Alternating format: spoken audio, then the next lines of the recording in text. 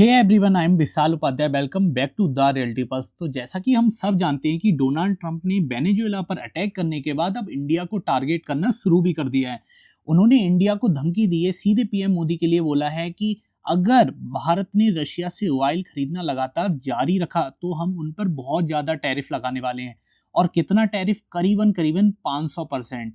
ये मैं आपको आगे बताऊंगा कि किस तरीके से ये 500% का टैरिफ लगने वाला है। और इसके लिए यूएसए में एक बिल भी लाया जा रहा है। आप समझ रहे हो? वो बिल कौन ला रहे हैं? ग्राहम करके हैं, जो उसे रिस्पॉन्स कर रहे हैं, ग्राहम करके हैं। और इसी को लेकर आप देखोगे तो जो ऑस्ट्रेलिया अखबार है उसने भी इसे कवर करा है, एनडीटीवी ने भी कवर करा है, हर किसी ने इसे कवर करा है, मनी कंट्रोल ने। तो हम ये समझने की कोशिश करेंगे कि अब डोनाल्ड ट्रंप का एजेंडा क्या है और वो किस तरीके से इंडिया को टारगेट करने की कोशिश कर रहे हैं। क्योंकि इंडिया पर वो करीबन, आपको पता होगा, 50% टैरिफ वो पहले ही लगा चुके हैं अगस्त के आसपास। ठीक है ना? अगस्त 2025 में वो पहले ही ये टैरिफ लगा चुके हैं 25% के अंतराल पे। तो अब ऐसा क्या और अचानक से हो गया है कि वो 50% टैरिफ जो दुनिया में सबसे ज्यादा लगा है इंडिया पे, उसको भी तोड़कर अब उसे आगे बढ़ना चाहते हैं और ज्यादा टैरिफ लगाना चाहते हैं। कहीं ना कहीं ये इंडिया के इंटरेस्ट की कितनी इंपॉर्टेंट बात हो जाती है, इसे डीपली समझने की कोशिश करेंगे। और रशिया से जो इंडिया ऑयल खरीद रहा है उसका भी डाटा को बहुत ही अच्छे से एनालाइज करने की कोशिश करेंगे। तो बिना किसी देरी के वीडियो को गहराई से समझना शुरू करते हैं। तो देखिए, हम सबको ही जानते हैं कि फरवरी 2022 में जब रूस ने यूक्रेन पर पूर्ण पैमाने पर सैन्य आक्रमण मतलब अटैक करना शुरू कर दिया था। और अटैक क्यों किया था ये भी आप ध्यान रखिए, क्योंकि जो यूक्रेन है वो नाटो का भाग बनना चाहता था। तो रशिया के लिए ये बहुत ही खतरे की बात थी। तो इसलिए उसने यूक्रेन पर आक्रमण किया था। और इसके विरोध में क्या हुआ, फिर जो पश्चिमी देश हैं, खासकर यूएसए हो गया, यूरोप की कंट्रीज हो गई, जैसे यूरोपियन यूनियन हो गया, G7 हो गया, उन्होंने रूस पर वित्तीय और ऊर्जा प्रतिबंध लगाए। वित्तीय मतलब फाइनेंशियल, और ऊर्जा प्रतिबंध लगाए मतलब एनर्जी। और क्या हुआ, इन प्रतिबंधों के कारण रूस को भारी डिस्काउंट पर तेल बेचना पड़ा। अब क्या हुआ कि रशिया का जो मेन मार्केट थी, पश्चिमी देश, वहां पर तो उनने तेल खरीदना कम कर दिया। तो रशिया अब तेल किसे बेचे? तो उसने क्या किया, अपने तेल पर भारी डिस्काउंट देना शुरू करा, करीबन 20% का, 30% का प्रति बैरल। आप समझ पा रहे हो, बहुत डिस्काउंट हो जाता है ये। तो क्या हुआ, इंडिया ने तुरंत इस ऑफर का लाभ उठाया और इंडिया ने बहुत तेल खरीदना शुरू कर दिया। एक तरीके से रशिया इंडिया के जो तेल आयात था उसका सबसे बड़ा एक भागीदार बनकर सामने आ गया था। और यहाँ पर आप लिखा भी देख पाओगे कि भारत और चीन इस सस्ते रूसी तेल के सबसे बड़े खरीदार बन गए। इससे क्या हुआ, रशिया की जो इकोनॉमी है वो पूरी तरह डेड नहीं पड़ी। तो अब समझने की कोशिश करते हैं कि ट्रम्प ने किस तरीके से इंडिया पर टैरिफ लगाए। तो अभी हाल ही में उन्होंने कहा है कि एयरफोर्स वन से कहा है कि भारत जानता है कि वो यूएसए उससे नाराज है क्योंकि वो रशिया से ऑयल खरीद रहा है। और अगर हम डाटा थोड़ा देखें तो अगस्त 2025 में भारत पर कुल 50% टैरिफ लगाया था यूएसए ने। ठीक है ना? हम सब जानते हैं उसमें क्या था। 25% टैरिफ किस नाम पर लगाया था? व्यापार असंतुलन क्रिएट हो रहा है लगातार। और 25% किस पर था? सीधे रूसी तेल खरीदने पर। यानी कि टोटल 50% एक्स्ट्रा टैरिफ लगा दिया था पर भारत पर 25% ट्रंप ने। ठीक है ना? अब ट्रंप ने ये बोला है कि अगर भारत रशिया से लगातार तेल खरीदेगा तो उस पर अमेरिका बहुत जल्दी टैरिफ और बढ़ाएगा, इसको और बढ़ाता रहेगा जब तक इंडिया पूरी तरीके से झुक ना जाए। अब देखिए, जो वहां के एक सीनेटर हैं जिनका नाम है लिंडसे ग्राहम। मैं इनका नाम क्यों बोल रहा हूँ, इनकी फोटो भी यहाँ पर मैं लगा दूंगा आपको एडिटिंग के थ्रू।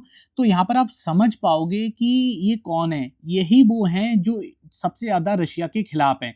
यही इन्होंने ही एक बिल है उसे स्पॉन्सर कराया और उसमें कहा गया है कि करीबन अगर कोई भी रशिया से कोई क्या चीज खरीदेगा, रशियन ऑयल खरीदेगा, गैस खरीदेगा, यूरेनियम खरीदेगा या कोई भी अदर प्रोडक्ट खरीदेगा, तो उस देश पर हम करीबन करीबन 500% टैरिफ लगाएंगे। तो यही ट्रंप के एक बहुत बड़े समर्थक हैं और ट्रंप के साथ भी रहते हैं। तो इन्होंने कहा है कि अगर, एक तरीके से ये समझ लीजिए, ट्रंप कोई बात कह रहे हैं तो वो लिंडसे ग्राहम ही कह रहे हैं। एक तरीके से ये ध्यान रखिए आप, सही है ना? कि और भारत पर आप मान के चलिए, अगर भारत लगातार तेल खरीदता है तो 500% टैरिफ का उसे सामना करना पड़ेगा। या तो इंडिया को कोई अपनी पॉलिसी चेंज करनी पड़ेगी। और आप सब जानते हैं कि इस समय पॉलिसी चेंज करना कितना कठिन है इंडिया के लिए, चाहे वो वेस्ट के नजरिए से हम देखें, चाहे वो रशिया एंड चाइना के नजरिए से देखें। अब देखिए, अब इंडिया किस तरीके से ग्रे जोन में, स्ट्रेटेजिक ग्रे जोन में है, ये समझने की कोशिश करते हैं। तो देखिए, ग्रे जोन में आपको पहले भी बता चुका हूँ ग्रीनलैंड के वीडियो में। तो देखिए, ग्रे जोन वो होता है जहां पर कुछ भी क्लियरिटी ना हो कि आपको इधर जाना है या इधर जाना है, मतलब आप डिसीजन ना ले पाए अपनी जिंदगी में। ठीक है ना? ये ध्यान रखिए। तो क्या हुआ है, भारतीय रिफाइनर अभी भी रूस प्रतिबंधित और गैर प्रतिबंधित कंपनियों से कच्चा तेल आयात लगातार मतलब खरीद रहे हैं, चाहे वो रिलायंस हो गया ना या फिर इंडियन ऑयल कॉर्पोरेशन हो गया, वो लगातार रूसी तेल खरीद रहे हैं।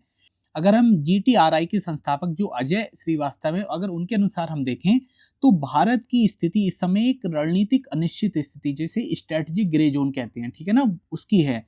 यदि भारत प्रतिबंध ना किए गए आपूर्तिकर्ताओं से तेल खरीदता है तो उससे आंकड़ों के साथ अपने रुख का भी समर्थन करना होगा, लेकिन ऐसा हो नहीं पा रहा है क्योंकि इंडिया लगातार ग्रे जोन में बना हुआ है।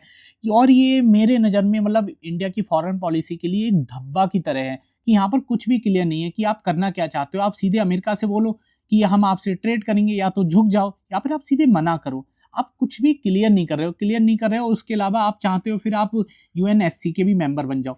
यूएनएससी में मेंबर बनने के लिए आपको कुछ डिसीजन हमेशा लेना होगा। आप हमेशा ये नहीं कह सकते शांतिपूर्ण शांतिपूर्ण। आपके खिलाफ अगर कोई होगा तो आप उसके खिलाफ आपको होना पड़ेगा।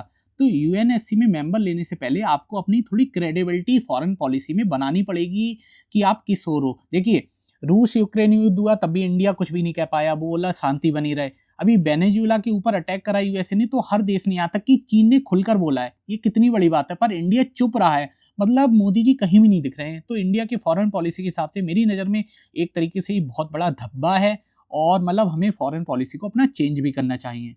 और देखिए, अगर मान भी लीजिए कि हम यूएस की बात मान लें, तेल खरीदना बंद भी कर दें, उसके अलावा भी ये क्लियर नहीं है ना कि अमेरिका वहां पर रुकेगा। उसके बाद देखिए, भारत अमेरिका के बीच कई समझौते हैं। जैसे अभी अगर ट्रेड पर बात हो रही है तो वहां अमेरिका चाहता है कि इंडिया अपना एग्रीकल्चर सेक्टर हमारे लिए फ्री में खोल दे।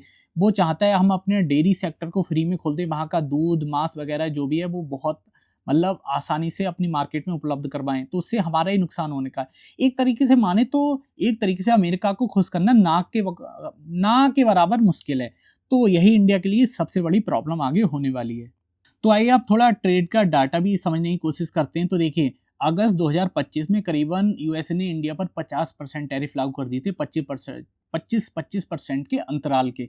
और देखिए, इसके कारण क्या हुआ, सितंबर अक्टूबर में भारतीय जो निर्यात है उसमें लगातार एक्सपोर्ट में गिरावट आई थी, लेकिन नवंबर में यह बढ़कर करीबन 22% बढ़कर करीबन 6.98 बिलियन डॉलर तक पहुंच गया था।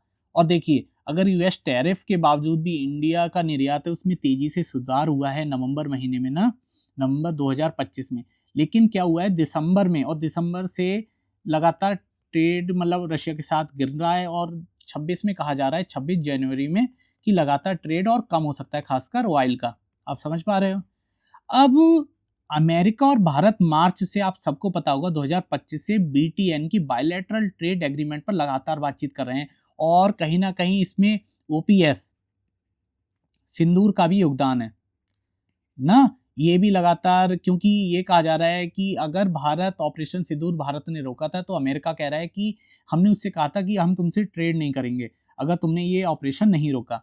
तो कहीं ना कहीं आप सब जानते हैं कि 1 साल होने जा रहा है, अभी तक भारत और यूएसए के बीच कोई भी एग्रीमेंट साइन नहीं हुआ है ट्रेड का। चाहे एक बार को इथोपिया से हो गया, चाहे एक बार को ओमान से हो गया, लेकिन अभी तक बड़े देशों से साइन नहीं हुआ है, क्योंकि उसमें डेयरी के मामले सामने आ रहे हैं, एग्रीकल्चर का मामला है, या फिर डेटा प्रबंधन का मामला है ना, कई तरीके की चीजें हैं, या और रशिया का भी एक मामला सामने आ रहा है, इश्यूज हैं।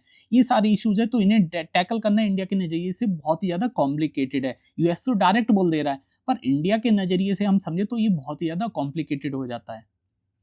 आइए अब इंडिया की जो एनर्जी डिपेंडेंसी रियलिटी है उसको भी थोड़ा चेक करते हैं। तो देखिए, भारत दुनिया का इस समय तीसरा सबसे बड़ा तेल आयातक है, ध्यान रखिए, इंपोर्टर है इंडिया। और अगर देखिए, इंडिया का जो टोटल 100% तेल है उसमें करीबन 88% जो क्रूड ऑयल है वो विदेशों से आता है, चाहे वो गल्फ कंट्रीज हो गया, चाहे वो रूस हो गया, चाहे वो यूएस हो गया ना, मतलब विपरीत विपरीत देशों से होता रहता है।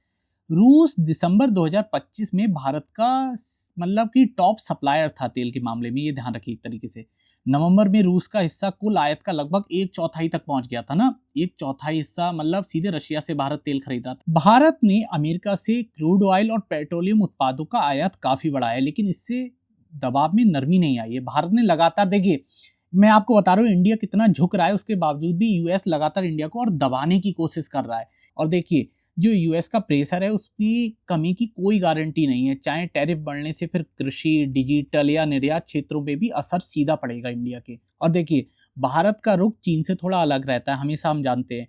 चीन अमेरिकी दबाव से काफी हद तक बचा हुआ है। अब बचा हुआ क्यों है? क्योंकि चीन के पास rare earth elements, rare earth minerals हैं लगातार। तो यूएसए ने लगातार डील करी है चाइना के साथ और झुक के रहा है, लेकिन इंडिया के साथ तो ऐसी कोई बात ही नहीं है। इंडिया देता ही यूएस को क्या है विशेष, समझ पा रहे हो? ज्यादा ज्यादा हम वहां पर सर्विस ही देकर आते हैं। ये बहुत मतलब कि लगेगा कॉम्प्लिकेटेड बात है, हम ज्यादातर नौकर हैं वहां पर बने हुए। ठीक है, साइंटिस्ट के तौर पर ले लो, चाहे किसी सर्विस और सर्विस के तौर पर ले लो, हम सिर्फ नौकरी देते हैं। तो यही हमारे दबाव का कारण है कि हम पर लगातार दबाव बनता जा रहा है। तो आप समझ पाए होगे कि इस तरीके से यूएस इंडिया को लगातार दबाव बना रहा है और इंडिया किस तरीके से ग्रे जोन में लगातार फंसा हुआ है और भारत की फॉरेन पॉलिसी किस तरीके से इस तरह में डाउन होती जा रही है। तो अगर ये आपको वीडियो पसंद आता है तो इसे लाइक कीजिए, चैनल को सब्सक्राइब कीजिए। मिलते हैं नेक्स्ट वीडियो में, तब तक के लिए नमस्कार।